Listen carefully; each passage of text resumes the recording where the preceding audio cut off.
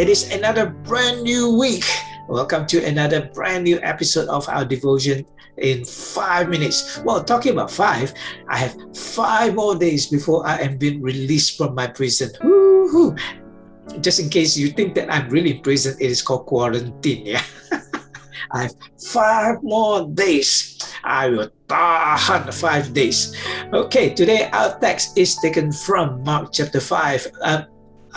I'm sorry, Mark chapter 3. Too many five in my mind. I'm just looking forward to 5 more days before my release. Mark chapter 3, verses 1 to 5. And the story was told that Jesus was going into the temple. A man with a shriveled hand was there. Perhaps he suffered an industrial accident and his hand became shriveled. He was writhing in pain. He went to the temple for help. And some of them, i.e. the priests, were looking for a reason to accuse Jesus. So they watched him closely to see if he would heal him on the Sabbath. You see, that it was the priest's responsibility to minister to people who are hurting or who are wounded, but they refused to help him because they have a political agenda. They have a political agenda, and they were critical of Jesus instead of caring for others. Sometimes when we are angry, when we are envious, when we are threatened by another person, it blinds our eyes to the need of others. Jesus walked in and saw the man writhing in pain and saw the priest not doing anything to minister to this poor man. He looked around and he was angry, and for he was deeply disturbed by their indifference to human need. Then Jesus quickly turned his attention to the man with the shriveled hand and told him to stand up in front of everyone. And he stood up, and then he told him, stretch out your hand. And the man with a shriveled hand began to stretch out. 1, 3, 2, second, 2, 3, 2, 5. And he was able to, I am healed. His hand was not just restored, completely restored. He was healed. Jesus gave this man with a shriveled hand 2 basic instructions, very basic instructions. Number 1, stand up. Stand up means don't be ashamed. You know what? Jesus told him to stand up in front of everyone. Hey, if we are suffering, we are going through some problem in our lives, we may be wounded, we may be hurting, don't be ashamed, don't hide. Stand up and then come to Jesus and put your needs before Jesus. Don't be ashamed. You see, the thing is, we isolate ourselves when we are wounded. We isolate ourselves when we are hurt. Isolation often leads to desolation. Sometimes we isolate ourselves because we feel ashamed. What would people think of us? What would their opinion of me for having this problem?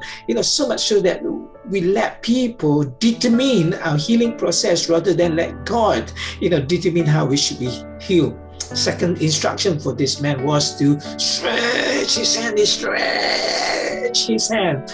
That means we need to act on our belief. We need not be ashamed of our wounds, of our hurts, and then we need to act on our belief. When Jesus said stand up, we stand up. When Jesus said stretch, we stretch. So there are 3 applications here from this lesson today. So this week, remember these 3 applications. Number 1, don't let people who dislike you to define you. Well, whether you like it or not, you probably know there will always be people who will dislike you or will dislike me. No one can have a 100% approval rating. Well, there will always be people who are envious of you, jealous of you, or even wanting to use you as a pawn, as a trap for their own personal political gain.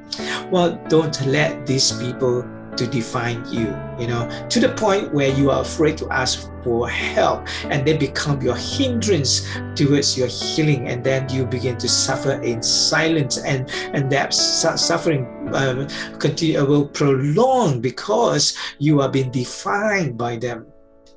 So first lesson for today, don't let those who dislike you to define you. Let God define who you are. Secondly, don't be afraid or be ashamed to ask for help.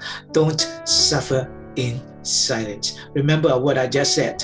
Isolation leads to desolation. Ask God for help. Ask God's people for help. Don't be ashamed.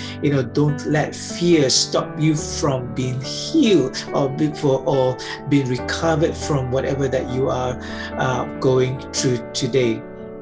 Third lesson, be willing to operate in faith and trust Him. Faith, F-A-I-T-H, forsaking all, I trust Him. Right? That's what faith is all about. When God tell us, instruct us to stand up, we stand up.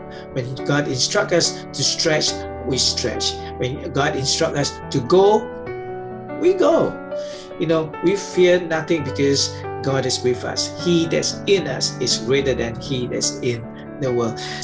Well, may the Lord bless you and keep you. May the Lord make his face to shine upon you and be gracious to you.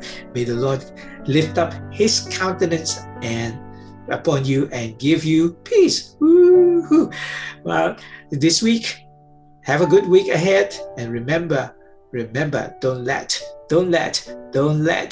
the people who dislike you to define you. Right? Don't be ashamed to ask and seek help. And number 3, operate in faith.